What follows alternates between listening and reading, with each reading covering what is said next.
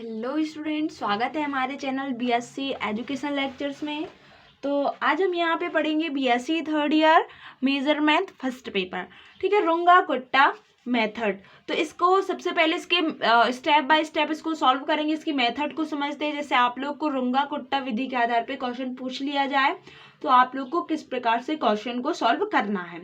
ठीक है, तो स्टेप फर्स्ट में आप लोग क्या करोगे, सबसे पहले तो आप लोग को जो इक्वेशन में दिया हुआ होगा, जिसे मान के चलो आप लोग को dy upon dx is equal to दिया होगा। ठीक है, क्लियर है। और यहाँ पे आप लोग की x0 की वैल्यू, h की वैल्यू सभी कुछ दी हुई होंगी। क्लियर है इतना। और y0 भी आप लोग को दिया हुआ होगा। y ऑफ x0,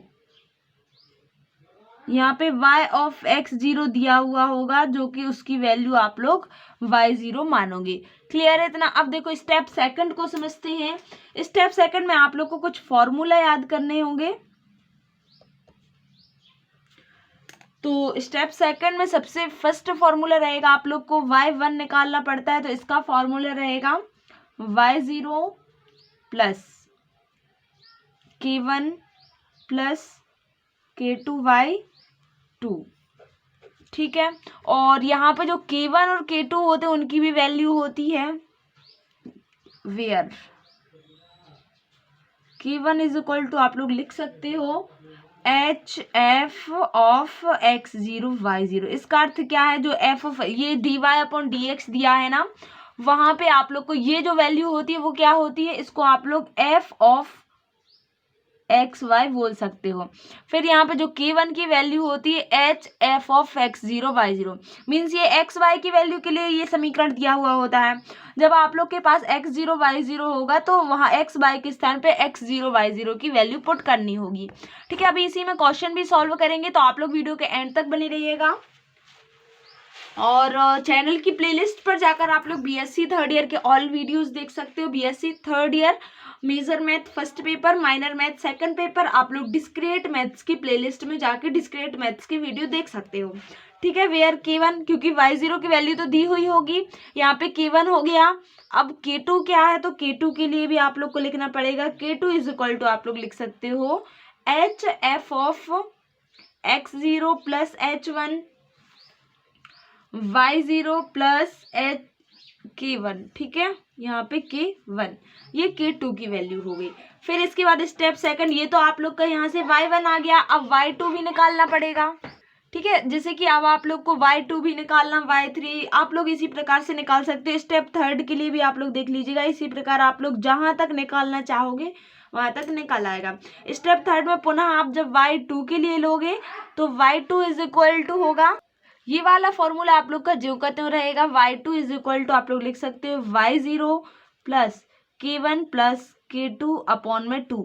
केवल यहाँ पे k1 और k2 की वैल्यू अलग अलग हो जाएंगी। तो यहाँ पे फिर से वेयर k1 इज, देखो आप लोग को करना क्या क्या है, ये फॉर्मूला याद कर लेना। इसके बाद k1 निकालोगे, k2 निकालोगे, फिर इसमें रखोगे तो यहाँ से y1 की वैल्यू आ जाएगी। इसी प्रकार y2 के लिए करोगे तो y2 के लिए भी यही फॉर्मूला यूज करोगे। लेकिन यहाँ पे जो k1 होता है इसका फॉर्मूला चेंज हो जाता है, जैसे कि एच एफ हो जाएगा, यहाँ पे x1y1 हो जाएगा। यहाँ पे क्या था, x0 y0 था, यहाँ पे f ऑफ x1 y1 आ जाएगा। क्लियर है। इसी प्रकार k2 के लिए लिख लेते हैं, तो k2 इज इक्वल टू होगा आप लोग का H F x1 plus h1 y1 plus k1। ठीक है, इस प्रकार से ये आप लोग को समझ में आया क्या क्या करना है। ये वाला फॉर्मूला याद कर लेना है, यहाँ पे k1 और k2 की वैल्यू निकालना है और इसमें वैल्यू पुट करनी है, इससे आप लोग का y1 आ जाएगा। इसी प्रकार जब y2 के लिए निकालोगे तो y2 के लिए भी यही फॉर्मूला यूज करना है, और यहाँ पे k1 की वैल्यू ये हो जाएगी और केवल k1 k2 की वैल्यू अलग अलग होती जाएगी। अब क्वेश्चन पर चलते हैं। ठीक है, तो यहाँ पे आप लोग क्वेश्चन देख सकते हो, रुंगा कुट्टा विधि से y का मान ज्ञात कीजिए जब x इज इक्वल टू 0.1 और x इज इक्वल टू 0.2 दिया गया है, तथा dy upon dx plus is equal to x plus y, y of 0 is equal to 1 and h is equal to 0.1। ये दिया हुआ है, तो जो जो कुछ दिया है सबसे पहले तो वो लिख लेते हैं। ठीक है, सॉल्व क्या क्या दिया हुआ है, ये इक्वेशन दी हुई है dy अपॉन में dx इज इक्वल टू क्या दिया हुआ है x प्लस वाई। क्लियर है इतना? और क्या दिया है इसको आप लोग इक्वेशन फर्स्ट दे दीजिए। एक्स जो ये y ऑफ 0 दिया है ना, यही आप लोग का y ऑफ x0 कहलाता है। तो यानी x0 इज इक्वल टू क्या दिया हुआ, जब आप लोग इसकी तुलना y ऑफ x0 से करोगे तो ये x0 के स्थान पे क्या दिया हुआ है 0, ठीक है। और ये पूरा क्या होता है y0 इज इक्वल टू क्या दिया हुआ है 1। क्लियर है इतना? अब देखो h इज इक्वल टू क्या दिया है 0.1। और ये रुंगा कोट्टा, अब यहाँ पे फॉर्मूला लगाते हैं रुंगा कोट्टा विधि से। देखो अब फॉर्मूला याद होना चाहिए, वही बोला था हमने। फर्स्ट स्टेप आप लोग का हो गया, यहाँ पे ये जो कुछ दिया है वो लिख लिया। अब रुंगा कोट्टा विधि से क्या फॉर्मूला था, क्योंकि y की वैल्यू निकालनी है, मीन्स यहाँ पे आप लोग y1 इज इक्वल टू लिख सकते हो। फॉर्मूला लिखो यहाँ पे क्या था, y1 is equal to y0 plus k1 plus k2 y2। ठीक है, यहाँ पे k1 की वैल्यू निकालते हैं, where k1 is equal to क्या था यहाँ पे H F of x0 y0। तो x0 y0 की वैल्यू क्या क्या है 0 और 1 है, रखते हैं। तो k1 is equal to h की वैल्यू क्या है 0.1 है। अब f ऑफ x0, तो f ऑफ x0 की वैल्यू 0 है, y0 की वैल्यू 1 है, ठीक है। f ऑफ 0.1 निकालना है। जो ये आप लोग का इक्वेशन फर्स्ट दिया था इसको आप लोग लिख सकते हो f ऑफ एक्स वाई भी बोल सकते हो, ठीक है। एक्स वाई दिया है x प्लस वाई। अब यहाँ पे x के स्थान पे 0, y के स्थान पे 1, क्योंकि f ऑफ 0.1 निकालना है, रखते हैं। तो क्या हो जाएगा यहाँ पे 0.1 तो जो कहते हो, यहाँ पे हो जाएगा x plus Y means 0 plus 1। Clear है? तो 0.1 यहाँ पे इंटू 1 अर्थात 0.1 आ जाएगा, ठीक है। ये k1 की वैल्यू आ गई। अब इसी प्रकार k2 की निकाल लेते हैं। तो k2 का फॉर्मूला लगाते हैं, क्या था k2 का, आप लोग यहाँ पे लिख सकते हो समीकरण 1 से।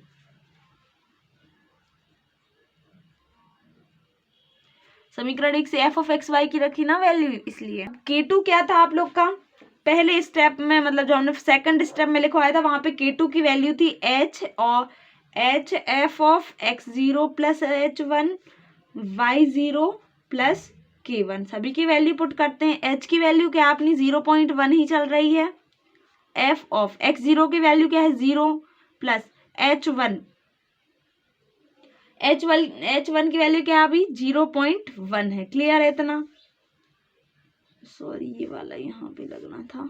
अब देखो y0 की वैल्यू क्या है 1 है, प्लस k1 की वैल्यू क्या आ गई 0.1 आ गई, ठीक है। ये ब्रैकेट बंद कर देते हैं। अब देखो अच्छे से देखना यहाँ पे, हाँ 0.1 तो जो का त्यों रहेगा, यहाँ पे f ऑफ 0 में 0.1 मीन्स 0.1 ही आएगा। यहाँ पे जब ऐड करोगे 1 प्लस 0.1 को तो 1.1 आ जाएगा। क्लियर है इतना? अब देखो, अब फिर से समीकरण 1 से क्या था f of x Y is equal to x plus Y. अब x के स्थान पे क्या रखना है 0.1, y के स्थान पे 1.1 रखना है, रखते हैं। तो 0.1 ये ब्रैकेट के अंदर आएगा, ठीक है, f ऑफ एक्स वाई के स्थान पे। तो 0.1 प्लस 1.1 आ जाएगा, ठीक है। अब इसको ऐड करते हैं तो आप लोग का आएगा 0.1, ये क्या आ जाएगा यहाँ पे आप लोग 1.2 लिख सकते हो। जब इनको प्लस करोगे, इनका मल्टीप्लाई करते हैं तो क्या आ जाएगा 12 1 या 12 और कितने बाद आप लोग को दशमलव लगाना है, पॉइंट लगाना है। तो यहाँ पे आ जाएगा 0.12, 2 डिजिट के बाद लगाना, क्योंकि एक डिजिट ये है इसके पीछे और एक डिजिट ये है, तो 2 डिजिट के बाद मीन 0.12 आ जाएगा। क्लियर है? अब समीकरण 1 में रखते हैं तो y1 की वैल्यू आ जाएगी। ये रुंगा कोट्टा विधि का यहाँ पे आप लोग इसको इक्वेशन सेकंड दे दीजिए, क्योंकि यहाँ पे आप लोग ने इक्वेशन फर्स्ट तो इसको दे दिया था, तो इसको आप लोग इक्वेशन सेकंड दे दोगे। अब समीकरण 2 में आप लोग k1 और k2 की वैल्यू रखोगे, k1 k2 और y0 की, तो आप लोग की y1 की वैल्यू आ जाएगी। इसी प्रकार जब आप लोग स्टेप थर्ड को फॉलो करोगे तो वहां पे ये वाला फॉर्मूला लगाओगे और k1 k2 की वैल्यू निकालोगे, फिर से समीकरण 3 में रखोगे। समीकरण 2 से। क्या था समीकरण 2 आप लोग का? y1 इज इक्वल टू आप लोग का था y0 plus k1 plus k2 y2, ये पूरा ब्रैकेट लगा था। वैल्यू पुट करते हैं तो आप लोग की y0 की वैल्यू तो 1 ही थी, ठीक है। k1 की वैल्यू आप लोग की क्या आई है 0.1 प्लस k2 की वैल्यू आप लोग की क्या आई है 0.12 अपॉन में 2। इस प्रकार से ये आ गया है।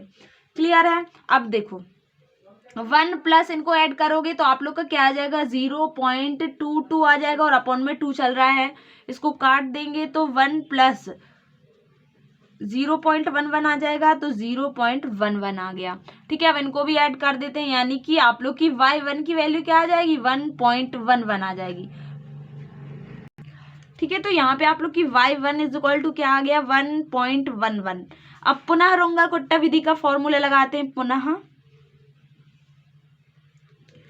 तो उसका क्या हो गया y2 चाहिए था, y1 तो आ गया, y2 के लिए भी वही formula y0 plus k1 plus k2 y2 हो जाएगा। क्लियर है इतना?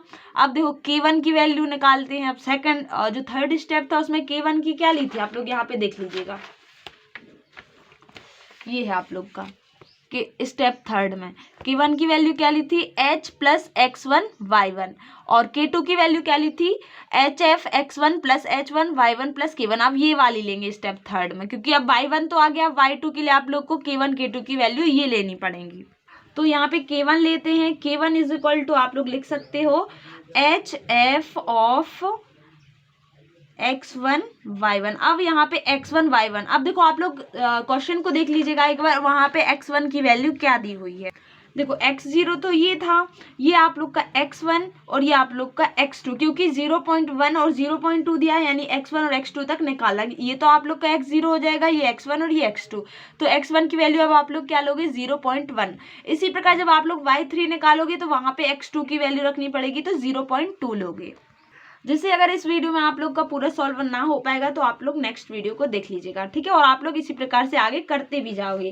क्लियर है? तो यहाँ पे हो जाएगा h की वैल्यू आप लोग की 0.1 ही है। f ऑफ x1 की वैल्यू क्या ली आप लोग ने, क्या बताया क्वेश्चन में 0.1 लिया, और y1 की वैल्यू क्या आई है आप लोग की 1.11 आई है। इसी प्रकार से अब आप लोग रख दोगे समीकरण 1 में वैल्यू, तो क्या थी f of x is equal to क्या था x प्लस वाई। यहाँ पे समीकरण 1 से हो जाएगा, रखते हैं तो 0.1 प्लस 1.11 हो जाएगा। इसको ऐड करते हैं तो 0.1 यहाँ पे हो जाएगा 1.21 हो जाएगा। क्लियर है? इसका मल्टीप्लाई करोगे तो आप लोग का आएगा 0.121। ये आप लोग की k1 आ गया। इसी प्रकार अब k2 निकालते हैं, तो k2 निकालोगे तो hf x1 plus h1 y1 plus k1। h की वैल्यू 0.1, f ऑफ x1 की वैल्यू प्लस h1 की वैल्यू y1 प्लस k1 की वैल्यू, ठीक है। इनको ऐड किया तो 0.2 आ गया, इनको ऐड किया तो 1.231 आ गया, ठीक है। अब समीकरण 1 से रखा, समीकरण 1 से f of x Y is equal to क्या था x प्लस वाई, तो इन दोनों को ऐड कर दिया और इनका मल्टीप्लाई इस प्रकार से आ गया, ठीक है। ये k1 और k2 की वैल्यू समीकरण 3 में रख दी। आप लोग यहाँ पे इसको समीकरण 3 दे दीजिएगा, क्योंकि अब y2 की चाहिए तो यहाँ पे वैल्यू पुट करनी पड़ेगी k1 और k2 की, ठीक है। k1 k2 आ गया, आप समीकरण 3 में रखते हैं, वैल्यू पुट करते हैं तो y2 यहाँ पे y0 की वैल्यू 1 हो जाएगी, प्लस k1 की वैल्यू ये है, प्लस k2 की वैल्यू ये, अपॉन में 2 हो गया। दोनों को ऐड किया तो 0.2641 आ गया, अपॉन में 2। इसको अपॉन में किया तो यहाँ पे आप लोग ने इसको डिवाइड कर दिया, तो डिवाइड के बाद 0.13205 आ गया। फिर इनको ऐड किया तो 1.13205 आ गया। क्लियर है? अब आप लोग जब y3 भी चाहिए, क्योंकि जब आप लोग को x2 की वैल्यू दी हुई है, x2 भी दिया हुआ है ना, तो y3 भी निकालना पड़ेगा, क्योंकि अभी केवल x0 का यूज हुआ है और x1 का वैल्यू हुआ है। तो अब पुनः रोंगा-कुट्टा विधि का फॉर्मूला लगाएंगे y3 के लिए, तो y3 is equal to y0 plus k1 plus k। इसी प्रकार आप लोग y4 y5 तक भी निकाल सकते हो, ठीक है। यही फॉर्मूला लगाया। फिर पुनः यहाँ पे k1 की वैल्यू निकालनी पड़ेगी k2 की। k1 के लिए आप लोग क्या करोगे hf x2 y2 लोगे, तो x2 की वैल्यू आप लोग को दी हुई है 0.2 दी हुई है, और y2 आप लोग का क्या आ गया ये 1.13205, ठीक है। फिर से समीकरण 1 में रखोगे, ये x हो गया, ये y हो गया, तो f of x Y is equal to x plus y दिया हुआ है, तो इनको ऐड कर लिया 0.1 0.2 प्लस 1.13205 इनको प्लस कर लिया तो 1.33 दो स्थानों तक ले लिया 0.1